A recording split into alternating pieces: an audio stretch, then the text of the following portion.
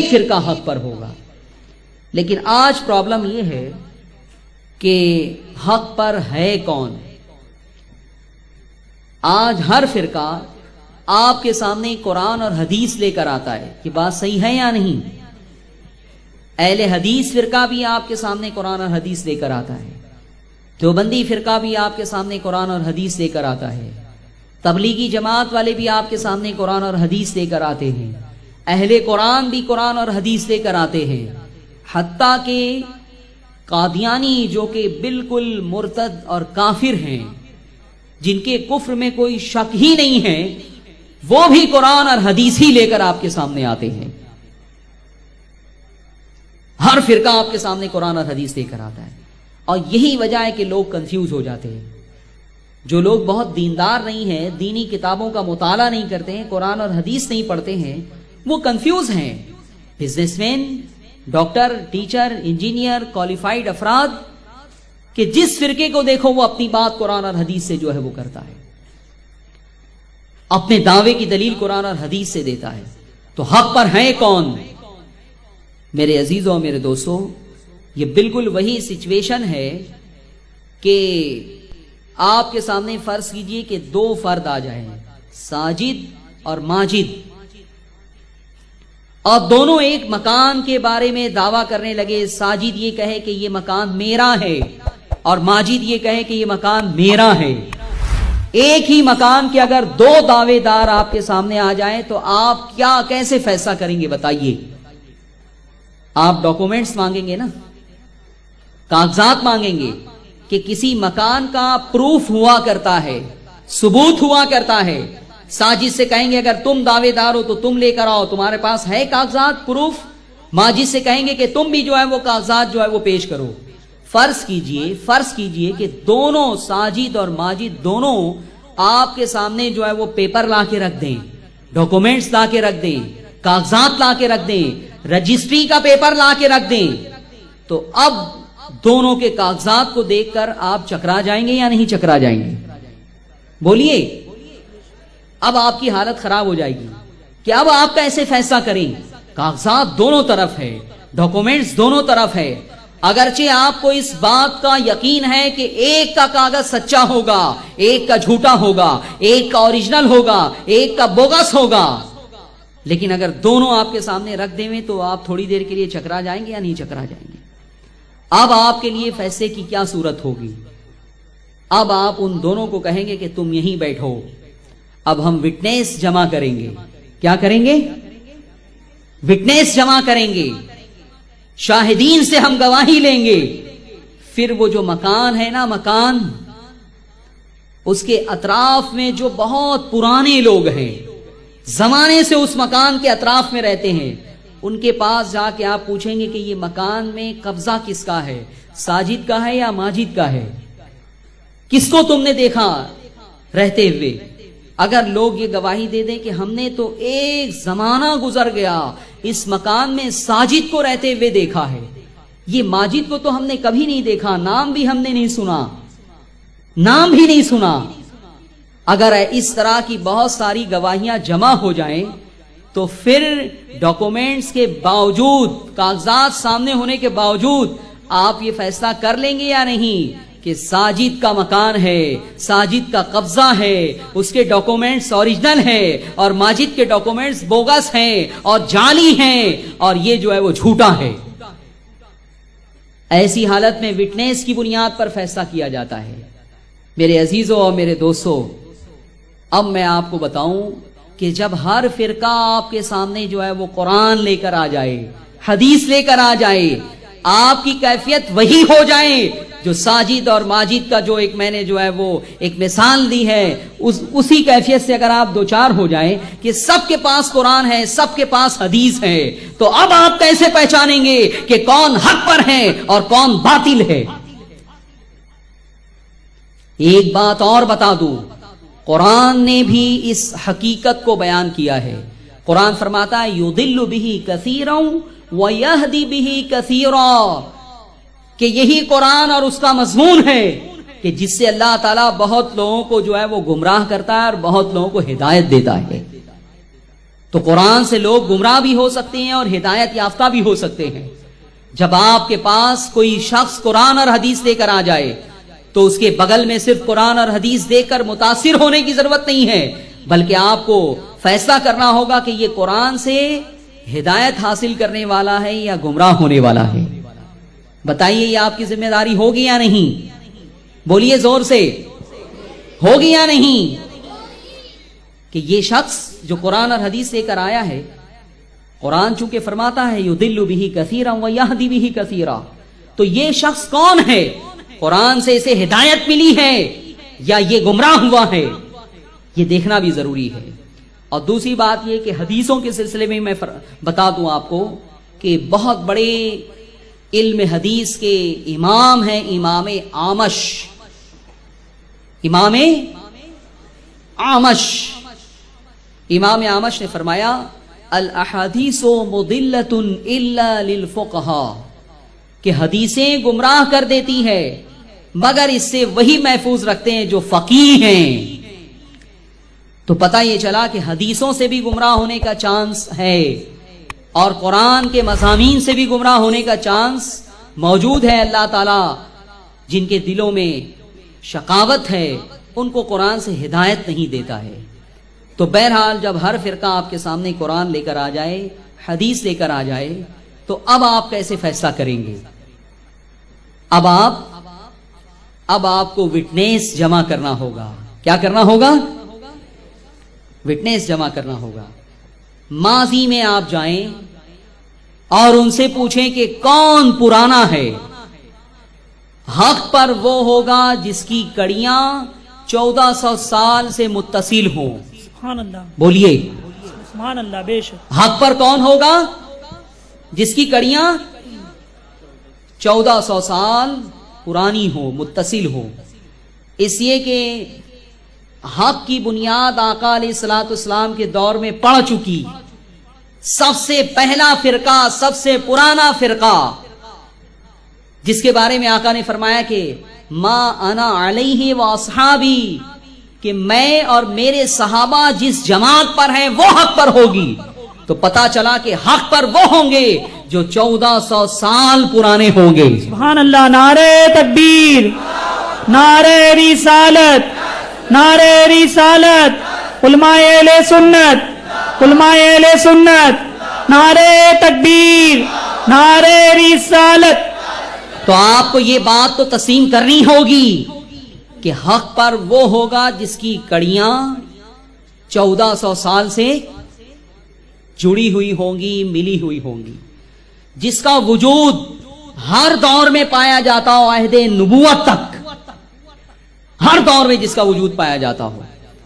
تو اب آپ کو یہ دیکھنا ہوگا کہ جو حق پر ہیں، ہم کہتے ہیں ہم حق پر ہیں، اہل حدیث کہتے ہیں ہم حق پر ہیں، دیوبندی علماء کہتے ہیں ہم حق پر ہیں، تبلیغی کہتے ہیں ہم حق پر ہیں، اہل قرآن کہتے ہیں ہم حق پر ہیں، قادیانی کہتے ہیں ہم حق پر ہیں، اور ہمارا دعویٰ یہ ہے کہ ہم حق پر ہیں.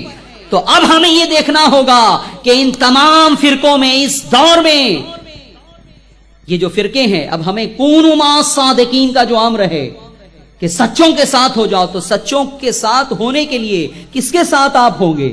دیوبندیوں کے ساتھ ہوں گے، اہل حدیث کے ساتھ ہوں گے، قادیانیوں کے ساتھ ہوں گے معاذ اللہ، تبلیغی جماعت کے ساتھ ہوں گے، یا سنیوں کے ساتھ ہوں گے؟ سچوں کو پہچاننا، سچوں کی معرفت حاصل کرنا، اس کے بعد سچوں میں ہو جانا، یہ آپ کی ذمہ داری ہے. قرآن نے یہ ذمہ داری آپ کے اوپر ڈالی ہے.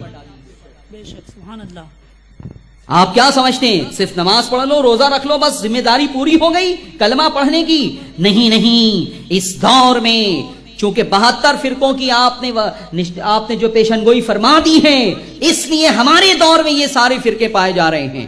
اس لیے تمہیں جو ہے معرفت حاصل کرنا ضروری ہے کہ حق پر ہے کون. آپ کی کوشش یہ ہونی چاہیے کہ میں اس میں شامل ہو جاؤں جس کے بارے میں سرکار نے فرمایا ما انا علیہ و اصحابی، کہ جس پر میں ہوں اور میرے صحابہ ہیں. تو پرانا فرقہ 1400 سال سے جس کی کڑیاں ملی ہوئی ہوں وہ حق پر ہوگا، اہل سنت و جماعت. سبحان اللہ، سبحان اللہ. اور اب پرانا ہے کون؟ دیکھیے اگر قرآن اور حدیث سے بات کی جائے تو لوگ مانتے نہیں ہیں. میں دلیل دوں کہ حضور علیہ الصلوۃ والسلام کو علم غیب ہے، یہ قرآن کی آیت ہے، دیوبندی کہیں گے، وہابی دیوبند اہل حدیث کہیں گے کہ اس آیت کا یہ معنی نہیں ہے، اس آیت کی یہ مراد نہیں ہے. ہم حدیث کو دلیل کے طور پہ پیش کریں گے، وہ انکار کر دیں گے، وہ کچھ دوسری حدیثیں پیش کریں گے. تو اس سے فیصلہ نہیں ہو پا رہا ہے، اس سے فیصلہ نہیں ہو پا رہا ہے. اب ہمیں فیصلہ کرنے کے لیے، وٹنس جمع کرنے کے لیے ماضی میں جانا ہے. آپ میرے ساتھ سروے کرنے کے لیے چلیں گے؟ زور سے بولیے، انشاءاللہ. ہاتھ اٹھائے کتنے لوگ چلیں گے؟ جو پرانا ہوگا وہ حق پر ہوگا. اگر آج کوئی انکار کر دے کہ مسلمانوں کا کبھی دور نہیں رہا ہندوستان میں، آج ہماری حکومت نہیں ہے، 200 سال سے بھی زیادہ عرصہ گزر گیا، ہماری حکومت اس ملک میں نہیں ہے، لیکن اگر کوئی چیلنج کر دے کہ تمہاری حکومت کبھی نہیں تھی، تو ہم ماضی میں جائیں گے یا نہیں جائیں گے؟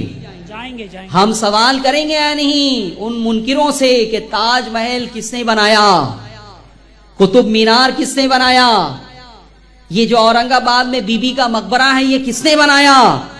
یہ ساری علامتیں، آثار، یہ علامت ہوں گی، گواہ ہوں گی، آثار ہوں گے، دلیل ہوں گے کہ ماضی میں ہماری حکومت تھی. بے شک. اسی طرح سے اب ہمیں جو ہے وہ جائزہ لینا ہے. ہم ماضی میں جائیں گے اور دیکھیں گے کہ پرانا ہے کون. سب سے پہلے تو میں آپ کو بتا دوں، یہ ایک میرا دعویٰ ہے، ابھی آپ کو قبول نہیں کرنا ہو تو نہ کریں، لیکن میری گفتگو پوری ہونے کے بعد آپ کو قبول کرنا پڑے گا. دعویٰ پہلے آپ سن لیں کہ ہم اہل سنت و جماعت ہی حق پر ہیں. الحمدللہ. سبحان اللہ. نعرہ تکبیر، نعرہ رسالت، نعرہ رسالت، اہل سنت و جماعت، مسلک اعلی حضرت، نعرہ تکبیر، نعرہ رسالت. ہم حق پر ہیں. سبحان اللہ. بے شک. ہماری کڑیاں 1400 سال سے جڑی ہوئی ہیں. وہ جماعت جو رسول اکرم صلی اللہ علیہ وسلم کے دور سے چلی آ رہی ہے اور آج تک جو ہے وہ ہم ہیں صرف. بے شک. بے شک. سبحان اللہ. باقی جتنی جماعتیں ہیں ہندوستان میں سب کا وجود 1857 کے بعد ہوا ہے. بے شک. بے شک. 1857 کے، یہ ڈیٹ آپ یاد رکھیں، 1857. اگر آپ 1857 سے پہلے جا کر دیکھیں گے تو آپ کو نہ علماء دیوبند ملیں گے، نہ علماء اہل حدیث ملیں گے، نہ قادیانی ملیں گے، نہ تبلیغی ملیں گے. جو ملیں گے یا تو شیعہ ملیں گے یا سنی ملیں گے آپ کو. سبحان اللہ. لیکن ابھی ہو سکتا ہے کوئی انکار کرے کہ نہیں یہ غلط بات ہے یوسف رضا تمہاری، لیکن میں اب دلائل کے ذریعے سے اسے ثابت کروں گا. آپ کو میں ماضی کے مشاہدات کرواؤں گا، آثار دکھاؤں گا ہمارے حق پر ہونے کے، اور جسے سننے کے بعد آپ کا ایمان تازہ ہو جائے گا. سبحان اللہ. سبحان اللہ. اس میں ہو سکتا ہے کچھ دیوبندی حضرات بھی ہوں، اہل حدیث حضرات بھی ہوں. میں ان سے دوستانہ پیرائے میں کہوں گا کہ بھائی قرآن اور حدیث کو لے کر جھگڑا بہت ہو چکا. دلیل قرآن اور حدیث سے وہ بھی دے رہے ہیں، ہم بھی دے رہے ہیں، سب دے رہے ہیں، فیصلہ نہیں ہو پاتا، کنفیوژن دور نہیں ہوتا. اس لیے آؤ تاریخ کی بنیاد پر ہم دیکھیں کہ کس کی کڑیاں 1400 سال سے ملی ہوئی ہیں. آؤ پھر اس کے بعد اگر ہماری ملی ہوئی نظر آ جائے تو امت میں اتحاد کی صورت یہ ہے کہ جتنی نئی دکانیں کھلی ہیں سب کو لاک کر دیا جائے، تالا لگا دیا جائے، پرانے مکان میں، پرانی دکان میں سب آ جائیں، امت میں اتحاد ہو سکتا ہے. سبحان اللہ. نعرہ تکبیر، نعرہ رسالت، نعرہ رسالت، مجاہد سنیت، مسلک اعلی حضرت. اب آثار، میرے عزیزوں، میرے دوستوں، یہ جو قبر کے اوپر گنبد بنایا جاتا ہے، اگر آپ پوچھیں علماء دیوبند سے کہ کسی ولی کی قبر پہ، کسی نبی کی قبر پہ گنبد بنانا جائز ہے یا نہیں، تو علماء دیوبند کا بھی فتویٰ ہوگا کہ یہ حرام ہے. علماء اہل حدیث بھی کہیں گے کہ یہ حرام ہے. لیکن صرف ہمارا فتویٰ ہے علماء اہل سنت کا کہ کسی ولی کسی بزرگ کی قبر پہ گنبد بنانا جائز. ماشاء اللہ آپ نے پہلے ہی کہہ دیا. صرف ہمارا فتویٰ ہے کہ گنبد بنانا جائز ہے. اب میرے عزیزوں اور میرے دوستوں دو موقف آپ کے سامنے آ گئے, ایک ناجائز کا اور ایک جائز کا. کوئی یہ نہ سمجھے کہ یوسف رضا یہ جائز ناجائز پھر تم لا کے جو ہے وہ دلیل دینا. میں دلیل نہیں دے رہا ہوں, ابھی میں اپنی کوئی بات ثابت کرنے کے لیے قرآن اور حدیث آپ کے سامنے پیش نہیں کروں گا. میں صرف اس لیے پیش کروں گا کہ پرانا کون ہے وہ تمہیں دکھا دوں. پرانا کون ہے؟ آپ اگر علماء اہل حدیث سے پوچھیں کہ قبر پہ گنبد بنانا جائز ہے یا نہیں تو کہیں گے حرام ہے, بلکہ وہ تو بہت شدت کے ساتھ اسے حرام قرار دیتے ہیں. اگر آپ علماء دیوبند سے پوچھیں کہ قبر پہ گنبد بنانا جائز ہے یا حرام, وہ کہیں گے حرام ہے. لیکن علماء اہل سنت کہتے ہیں کہ کسی نبی کسی ولی کی قبر پہ گنبد بنانا جائز ہے. میرے عزیزوں اور میرے دوستوں اب ہم ماضی میں چلتے ہیں. اب ہم فیصلہ کروائیں گے کون پرانا ہے. ہمارے نبی کی قبر کے اوپر جو گنبد بنا ہے گنبد خضرا سے ہم فیصلہ کروائیں گے. سبحان اللہ, سبحان اللہ. کہ اے گنبد خضرا بتا, تیرا بنانا حرام ہے, تیرا بنانا ناجائز ہے. تو 7 صدیاں گزر گئی, 700 سال گزر گئے. 700 سال کے پہلے کے مسلمانوں نے تجھے کیوں بنایا جبکہ تیرا بنانا حرام و ناجائز تھا؟ تو گنبد خضرا جواب دیتا ہے نہیں نہیں, جس وقت مجھے لوگوں نے بنایا اس وقت ناجائز کہنے والا کوئی تھا ہی نہیں. جو تھے وہ جائز سمجھتے تھے اور جائز سمجھ کے انہوں نے بنایا ہے. نعرہ تکبیر, نعرہ رسالت, نعرہ رسالت, علماء اہل سنت, مجاہد سنیت, نعرہ تکبیر, نعرہ رسالت. گنبد خضرا جواب دیتا ہے سبحان کہ اللہ. جس وقت مجھے بنایا گیا 700 سال پہلے کوئی عالم نہ تھا, کوئی مفتی نہ تھا, کوئی فقی نہ تھا, کوئی مجتہد نہ تھا جس نے حرام ہونے کا فتویٰ دیا ہو. یہ حرام والے فتوے تو بعد میں جو ہے جاری ہوئے. پہلے جو لوگ تھے جو مسلمان تھے وہ جائز سمجھتے تھے اور دلائل کی بنیاد پر جو ہے انہوں نے جائز سمجھا ہے اور اسی لیے بنایا ہے. اور 700 سال کا عرصہ گزر گیا, کسی فقی نے کسی مفتی نے یہ نہیں کہا. سب حاضری دیتے تھے مدینہ, سبحان اللہ, بے شک, سبحان حج کے لیے جاتے تھے, سب جاتے تھے مدینہ. لیکن ایک فقی کا تم فتویٰ دکھا دو, ایک محدث کا قول دکھا دو, ایک مجتہد کا جو ہے وہ کی رائے دکھا دو کہ یہ گنبد خضرا نبی کی قبر پہ جو بنایا گیا ہے یہ حرام ہے, یہ ناجائز ہے. ایک فقی کا قول بھی تم نہیں دکھا سکتے. پتہ یہ چلا کہ آج جو ہمارا نظریہ ہے 700 سال پہلے کے مسلمانوں کا بھی وہی نظریہ تھا. سبحان اللہ, سبحان اللہ, سبحان اللہ. آپ اندازہ کریں, جو دیوبندی حضرات ہوں میں ان سے کہوں گا انصاف کے ساتھ غور کریں, اہل حدیث بھی غور کریں کہ اس وقت اگر سب کے سب اہل حدیث ہوتے, سب کے سب دیوبندی ہوتے تو کیا وہ حرام سمجھتے ہوئے گنبد خضرا بناتے؟ کیا بات, بناتے؟